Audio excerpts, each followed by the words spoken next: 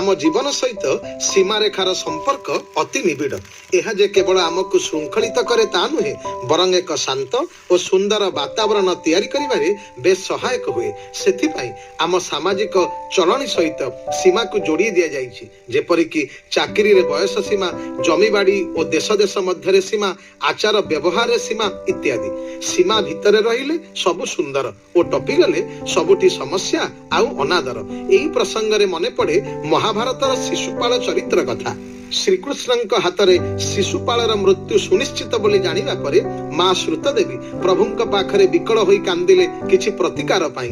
प्रभु तांको सांत्वना दे कहिले जे से तांको पुअर 100 अपराध क्षमा करिदेवे, किंतु तापरे आउ नुहे। स्वयं भगवान जीव पाई एते बड़ श्रृंखलार सीमारेखा टाणी देइथिले मध्य मूढ़ शिशुपाल कण ताकू मानिला। राजस्व यज्ञ रे से जानी जानी सीमारेखा को टपी गला और निज मृत्यु को निजे डाकिला। ए उदाहरण रु गोटे कथा स्पष्ट हुए जे सीमा को जे लंघन करिछि से दुख पाइछि। आपना हस्ते जिह्वाच्छेदी न्याय रे निज विपत्ति पाई से निजे ही दायी। तेबे प्रश्न आसे, मनीष सीमा टपे कहीं?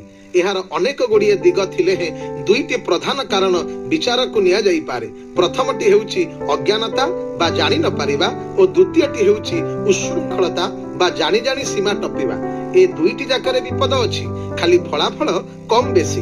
प्रथमटीर प्रमाण रूपे रामायणर सीतांकु निया जाई पारे। रावण जेतेबेले ब्राह्मण बेशरे आसी पंचवटी कुटीर आगे भिक्षा मागिला, सेतेबेले लक्षण रेखा को सम्मान जणाई सीता मां सीमा भितरे रहिथिले, किंतु बंधन भितरे थाई दान देवा अधर्म बोली ब्राह्मण ठारू सुनी धर्म रक्षा पाई शेषरे से सीमारेखा को डेइथिले, जहा थिला अज्ञानवशतः सीमा लंघन।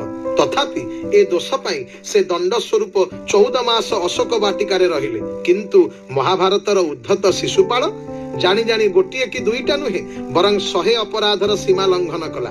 फलस्वरूप तार अकाल मृत्यु घटिला। आजिर समाज रे एपरि उद्धतंक तालिका बेस लंबा। से माने भाबुचंती हम सीमा टपी गले भी किया आमर कोन करिवो, आमर परा लंबा हाथ। किंतु श्रोता बंधु से माने बुझी पारंती नाही जे एई उच्छृंखलता सेमानंक पाखरे गोपन भावरे काळ होई ठिया होई थाए।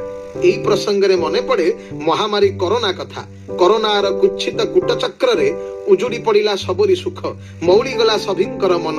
ए विपत्ति को मुकाबिला पाई सरकार देले बलिष्ठ सुरक्षार मंत्र, सीमा भितरे रुह।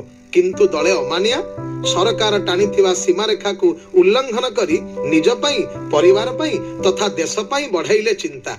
एथिरु आमे शिखिले कोन? सीमा डेइले सबुठी अडुआ। रावण कंस ठारू आरंभ करी हिटलर मुसोलिन जाए जेते सबु स्वेच्छाचारी सीमा सरहद डेई औद्धत्यर नाली आखि देखौथिले, सेमानंकर अवस्था हेला कोन? समाज रे आज जदि अशांतिर निया जळु थाए तेबे तार मूल कारण हेला केही निज सीमा भितरे रहिबा को राजी नहंती। परिवार रे गुरुजन और लघुजन विचार एबे पोड़ी गलानी। स्वेच्छाचारितार गंधरे समस्ते अंध, नैतिकतार घरे ताला पड़िछि। सेथि पई केते कथा कटाकटी, केते चुटी धरा धरी, नहेले केतेबेले कोर्ट कचेरी। घर भितरे प्रत्येक सदस्य जदि निज निजर सीमा भितरे न रहिले तेबे से घर को बैकुंठ कहिबा बोकामी और शांति खोजिबा मूर्खामी। शांति कोन बजार सौदा जे किणी आनिबा, एहा परा एक चिरंतनी साधना। बाइबेल पृष्ठा को उलटाइले आदाम और ईव का जीवनर मस्त बड़ भूल थिला सीमा रेखा को उल्लंघन करि जिबा। ठीक सेही परी महाभारत रे 100 पुत्रर जनक धृतराष्ट्रंक दुखर कारण थिला निज पुओ दुर्योधन को सीमा टपी जाई भल पाइबा। सीमा को मानिले रामराज्य और न मानिले दहगंज। समग्र रामायण रे प्रभु केउठारे मध्य निज सीमा को लंघन करि नथिले बोली रामराज्य स्थापन कले, जहा आज समस्तंक कल्पना कोणार्कर कारुबाकी रूपे उभा होइछि। तेणु शांतिर वातावरण पाई सर्वादौ करणीय होउछि सीमा रेखा को पालन करिबा। सीमार अनुशासन को न मानिले जे जेते बड़ नेता, अभिनेता बा जनता हुअन्तु ना काहेकि समय निश्चय तांकु समुचित शास्ति देव। एणु सीमा को सम्मान देवा आम समस्तंकर संकल्प हेबा उचित। तेबे जाई मुकुली आसीबो एक सुनार सकाळ, आउ प्रसरी जीव प्रतिटी कोण अनुकोणे स्नेह और सदिच्छार वार्ता। एहा ही हेउ आजिर प्रभाती अनुचिंता।